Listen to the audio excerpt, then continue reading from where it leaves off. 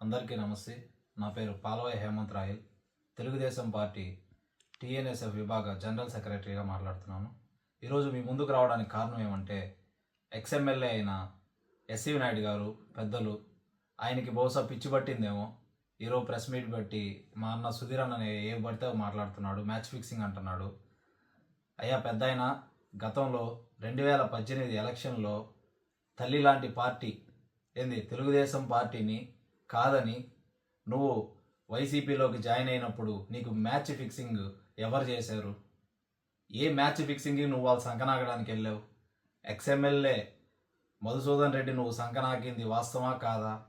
మీకు ఆయనకి మధ్య ఈ మ్యాచ్ ఫిక్సింగ్ చేసింది రామచంద్రారెడ్డే కాదా? ఈరోజు నువ్వు లేనిపోని మాటలు, అనవసరమైన మాటలు మా అన్న బొజ్జల సుధీర్ అన్న గురించి మాట్లాడుతున్నావు. ఇది తీవ్రంగా ఖండిస్తున్నాం. ఇది నువ్వు మాట్లాడిన ప్రతి ఒక్క మాట అవాస్తవం అని మేము నిరూపిస్తాం.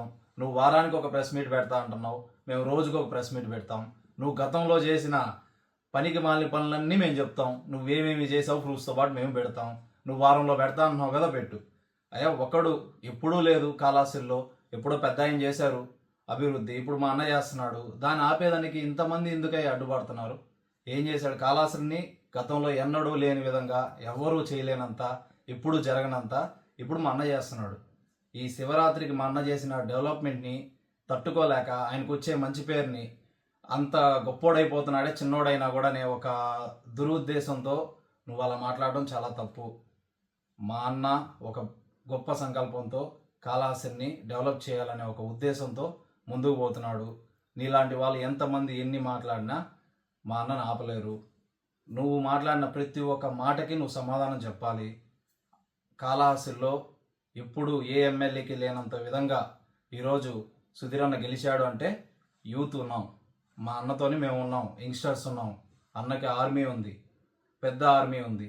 అన్న కోసం ఏం చేయడానికైనా కూడా సరే మేము సిద్ధపడతాం. ముందే చెప్తున్నాం. దయచేసి మాట్లాడేటప్పుడు ఒక మాట ఆలోచించి మాట్లాడాల్సిందిగా కోరుకుంటున్నాం. నువ్వు పెద్దోడు అయి ఉండొచ్చు, నువ్వు ఎప్పటి నుంచో రాజకీయం చేస్తా ఉండొచ్చు. మాకు రాజకీయాలతో పని లేదు. మా రక్తంలో ప్రతి ఒక్క బొట్టులోనూ బొజ్జల సుధీర్ రెడ్డి పేరే ఉంటుంది. మాకు పార్టీలతో సంబంధం లేదు. ఏదేమైనా సుధీర్ అన్న గురించి ఎవరు ఎప్పుడు ఎక్కడ మాట్లాడినా సెసేమిరా ఒప్పుకోం.